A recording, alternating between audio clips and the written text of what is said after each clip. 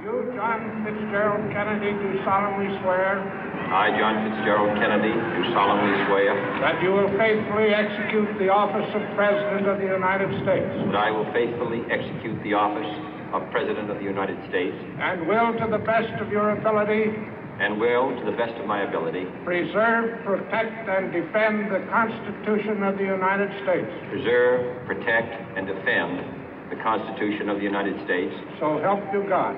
So help me God.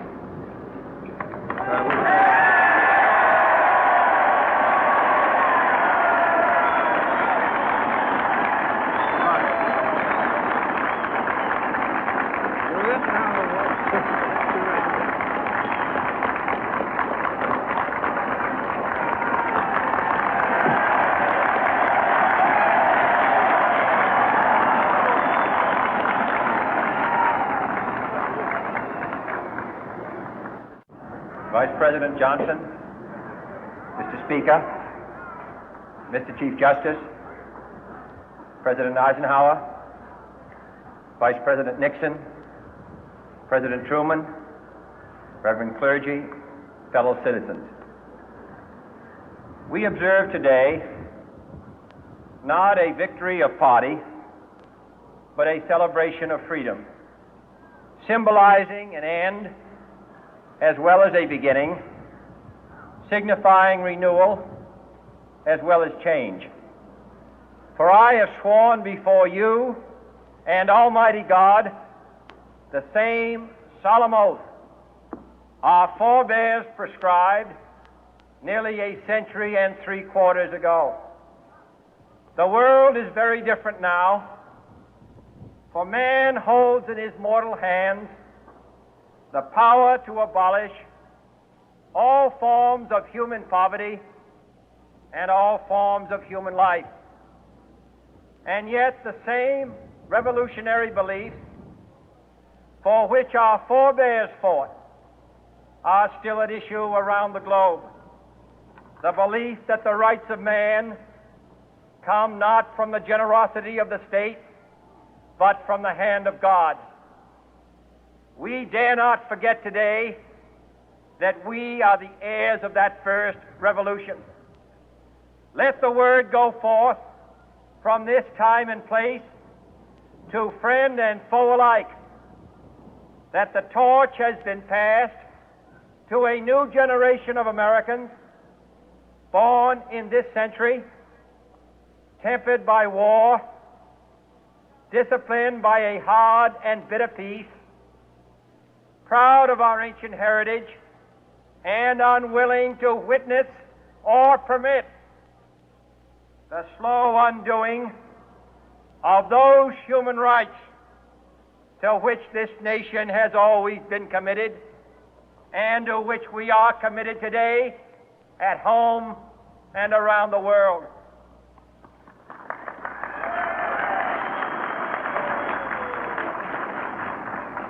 Let every nation know, whether it wishes us well or ill, that we shall pay any price, bear any burden, meet any hardship, support any friend, oppose any foe to assure the survival and the success of liberty.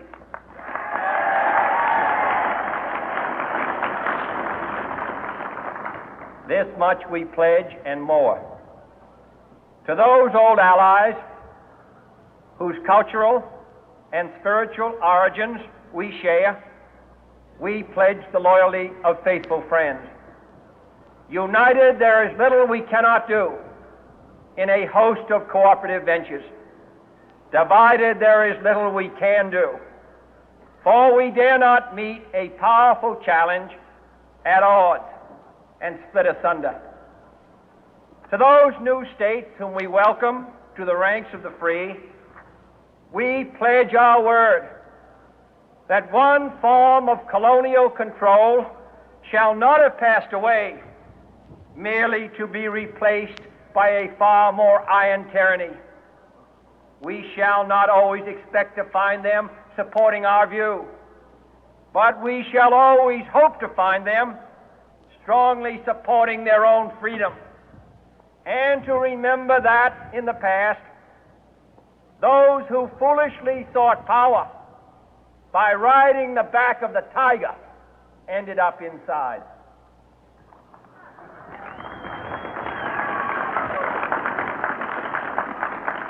To those people in the huts and villages of half the globe struggling to break the bonds of mass misery, we pledge our best efforts to help them help themselves for whatever period is required, not because the communists may be doing it, not because we seek their votes, but because it is right. If a free society cannot help the many who are poor, it cannot save the few who are rich.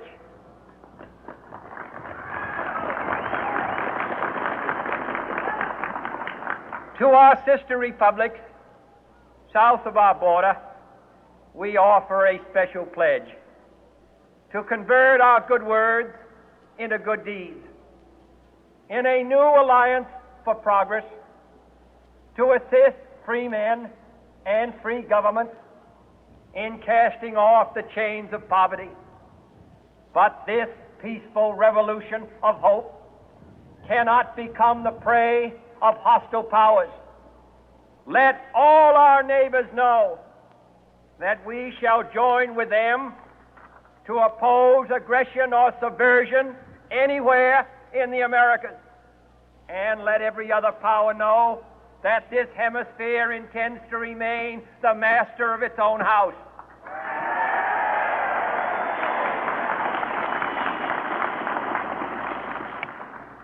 To that World Assembly of Sovereign States, the United Nations, our last best hope, in an age where the instruments of war have far outpaced the instruments of peace, we renew our pledge of support to prevent it from becoming merely a forum for invective, to strengthen its shield of the new and the weak, and to enlarge the area in which its writ may run. Finally, to those nations who would make themselves our adversary, we offer not a pledge, but a request that both sides begin anew the quest for peace. Before the dark powers of destruction, unleashed by science, engulf all humanity in planned or accidental self-destruction, we dare not tempt them with weakness, for only when our arms are sufficient beyond doubt can we be certain beyond doubt that they will never be employed. But neither can two great and powerful groups of nations take comfort from our present course, both sides overburdened by the cost of modern weapons, both rightly alarmed by the steady spread of the deadly atom, yet both racing to alter that uncertain balance of terror that stays the hand of mankind's final war. So let us begin anew, remembering on both sides that civility is not a sign of weakness, and sincerity is always subject to proof. Let us never negotiate out of fear, but let us never fear to negotiate.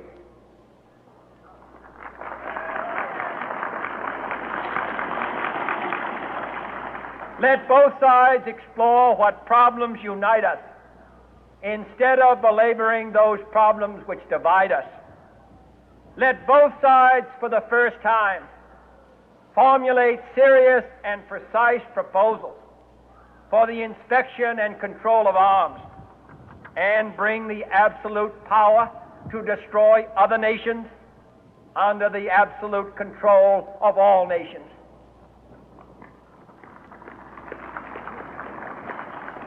Let both sides seek to invoke the wonders of science instead of its terrors. Together, let us explore the stars, conquer the deserts, eradicate disease, tap the ocean depth, and encourage the arts and commerce.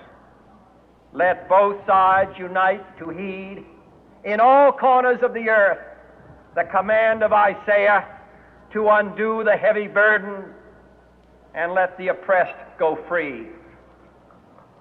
And if a beachhead of cooperation may push back the jungle of suspicion, let both sides join in creating a new endeavor, not a new balance of power, but a new world of law, where the strong are just and the weak secure and the peace preserved.